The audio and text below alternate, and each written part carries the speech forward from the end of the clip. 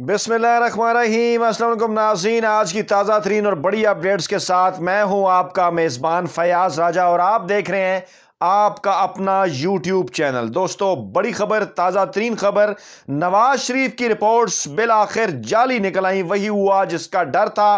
किस तरह से ये रिपोर्ट्स जाली साबित हुई, इसकी तफसीलात आपके सामने रखेंगे। नवाज शरीफ ने आज ही लाहौर हाई कोर्ट में अपनी मेडिकल रिपोर्ट्स जमा कराई थी, जिसके हवाले से एक वीडियो हम आपके सामने पेश कर चुके हैं कि जिसमें यह कहा गया था कि नवाज शरीफ का दिल अपनी बीवी के दुनिया से चले जाने के बाद टूट चुका है।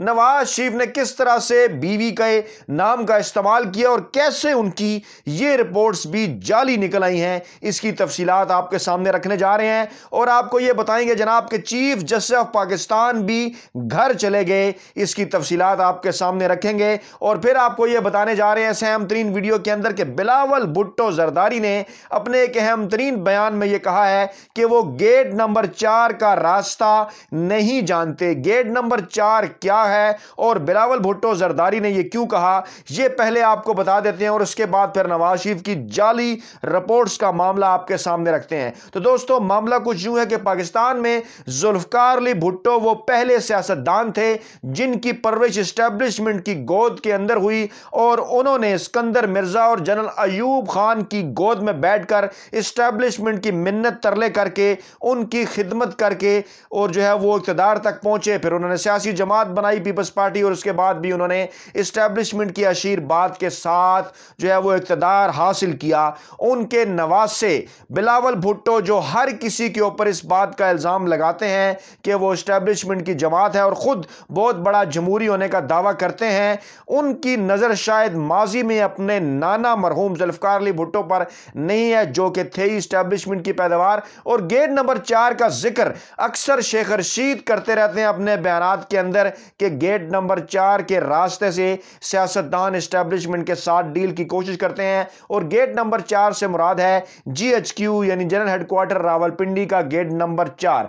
बिलावल भुट्टो जरदारी ने क्या कहा आपके सामने रखते हैं। जनाब चेयरमैन बिलावल भुट्टो जरदारी ने कहा, पीपल्स पार्टी के चेयरमैन ने, कि मुझे गेट नंबर 4 का रास्ता तक मालूम नहीं है। लाहौर में उन्होंने गुफ्तगू की साफियों से, उन्होंने कहा कि मेरी गेट नंबर 4 से लाइलमी की बात वो भी जानते हैं। वो इन्वर्टेड कामाज में रिपोर्ट हुआ है, वो किसकी तरफ इशारा है, आप समझदार हैं। उन्होंने कहा जनाब लॉन्ग मार्च हुकूमत के खिलाफ फर्द जुर्म होगा और मुतालबा करता हूं कि एस्टेब्लिशमेंट गैर जानिबदार रहे।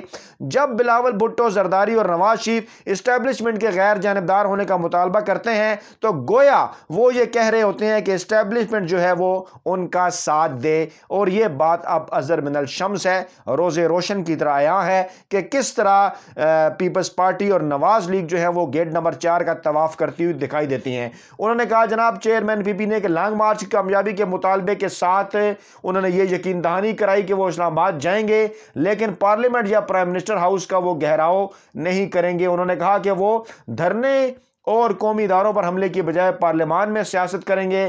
फिर उन्होंने कहा जनाब कि वो हुकूमत को निकालने के लिए आइन के तहत अदम एतमाद की तहरीक लानी होगी, दूसरी जमातें हमारा साथ दें, अगर अपोजिशन कोई और रास्ता जानती है तो हम हाजिर हैं। और फिर उन्होंने ये भी कहा जनाब के नून लीग को चैलेंज दिया और कहा कि नून लीग दावा करती है कि PTI के 34 अरकान कौमी असम्बली उनके साथ हैं, तो ऐसा है तो फिर वो ऐसा करके दिखा दें।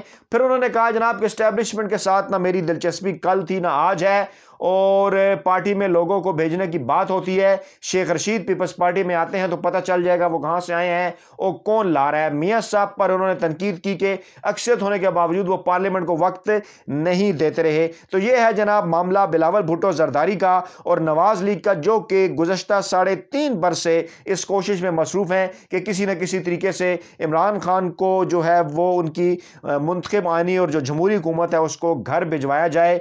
और फिर जनाब उन्होंने कहा कि लॉन्ग मार्च का उन्होंने ऐलान किया है जब से कुछ लोग जो है वो उनकी साख खराब करने की कोशिश कर रहे हैं। ऐसा उन्होंने क्यों कहा, क्योंकि PDM भी लॉन्ग मार्च के हवाले से ऐलान कर चुकी है। दूसरा जनाब अहम तरीन मामला है chief justice of Pakistan justice Gulzar Ahmed के घर चले जाने का। जी बिल्कुल, chief justice of Pakistan justice Gulzar Ahmed का आज आखिरी दिन था सुप्रीम कोर्ट के अंदर, वो रिटायर्ड हो गए, उनके एजाज में फुल कोर्ट रेफरेंस था।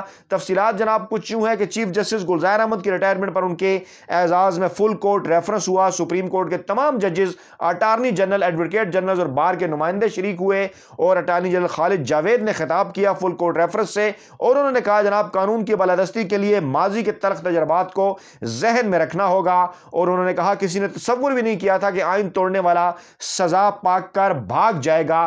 بار اور بینچ میں ایسی شخصیات تھیں جنہوں نے طاقت کے آگے ہتھیار نہیں ڈالے. انہوں نے تعریف کی چیف جسٹس گلزار احمد کی، جسٹس عمر عطا بندیال کی، جسٹس سجاد علی شاہ کی بھی، اور کہا کہ وہ ان باہمت ججز میں شامل ہیں اور جو کہ ابھی تک ریٹائر نہیں ہوئے، وہ دلیر ججز ہیں. انہوں نے کہا کہ عدلیہ اپنی آزادی کے دفاع میں اگر متحد ہوتی تو 2007 میں کوئی طاقت نقصان نہیں پہنچا سکتی تھی. جسٹس گلزار کے دور میں عدلیہ نے کئی اتار چڑھاؤ دیکھے، اور پھر انہوں نے بتایا کہ آج چیف جسٹس جو ہے وہ ریٹائر ہو رہے ہیں.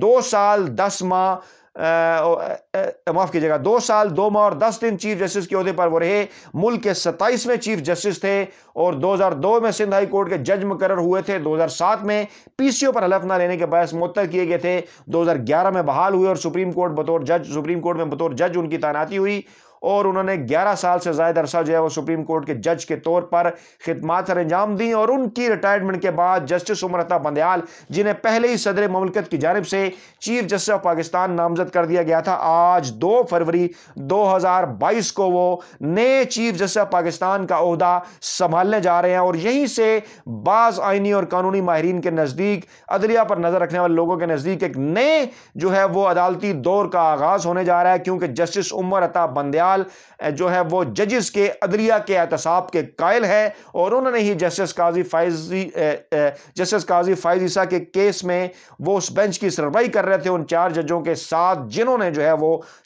ہے وہ جسٹس قاضی فائز عیسیٰ کے خلاف فیصلہ دیا تھا. اور اب آپ کو لے کے چلتے ہیں جناب نواز شریف کی جعلی میڈیکل رپورٹس کی جانب، جس کے حوالے سے پہلے ہی یہ امید کی جا رہی تھی، شک ظاہر کیا جا رہا تھا، خطرہ تھا، کہا جانا چاہیے کہ وہی ہوا جس کا ڈر تھا. لیکن یہ ایک روایت بن چکی ہے پاکستان مسلم لیگ نواز کی کہ وہ نہ صرف جعلی رپورٹس تیار کرتے ہیں، نہ صرف اسی طرح کے جعلی کاغذات تیار کرتے ہیں، چاہے وہ کیلبری فنڈ کا معاملہ ہو یا دیگر معاملات ہوں. تو وفاقی حکومت نے نواز شریف کی میڈیکل رپورٹس کو جعلی قرار دیتے ہوئے ان کے خلاف عدالت میں جانے کا اعلان کر دیا ہے. اور وفاقی وزیر اطلاعات فواد چودھری نے نواز شریف کی میڈیکل رپورٹس پر عدلیہ سے سخت نوٹس لینے کا مطالبہ کیا ہے. انہوں نے کہا کہ لیگی قائد نواز شریف پاکستان کے عدالتی نظام، پاکستان کے آئین اور قوانین کا مذاق اڑا رہے ہیں. انہوں نے کہا کہ امریکہ میں بیٹھا ذاتی معالج لندن میں موجود نواز شریف کی جعلی میڈیکل رپورٹس بنا رہا ہے. مریض لندن میں ہے، ڈاکٹر امریکہ میں ہے، اور جعلی رپورٹس لاہور ہائی کورٹ میں جمع کروائی جا رہی ہیں.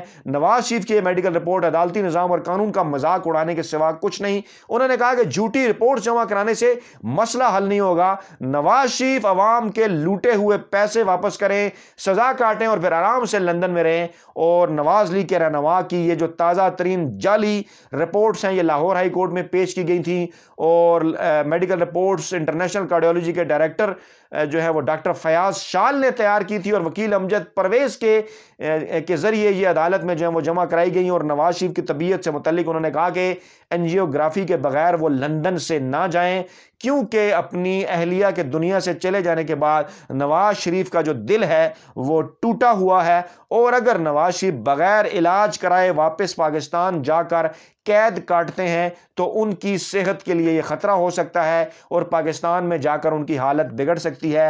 اور سوال پیدا ہوتا ہے کہ کہاں پر گئے وہ ایاز صادق کے دعوے، کہاں پر گئے وہ جاوید لطیف کے دعوے، کہاں پر وہ گئے سلیم صافی کے ٹویٹس، کہاں پر گئے جنگ جیو گروپس کے وہ دعوے اور وہ تاثر پیدا کرنے کی کوششیں کہ نواز شریف پاکستان آ کر کسی انقلاب کی قیادت کرنے جا رہے ہیں. دوستو ان تلوں میں تیل نہیں ہے. اپنا بہت خیال رکھے گا، دعاؤں میں یاد رکھے گا. فیڈ بیک کا انتظار رہے گا. نئی ویڈیو کے ساتھ جلد آپ کی خدمت میں حاضر ہوں گے. اللہ نے کے بعد.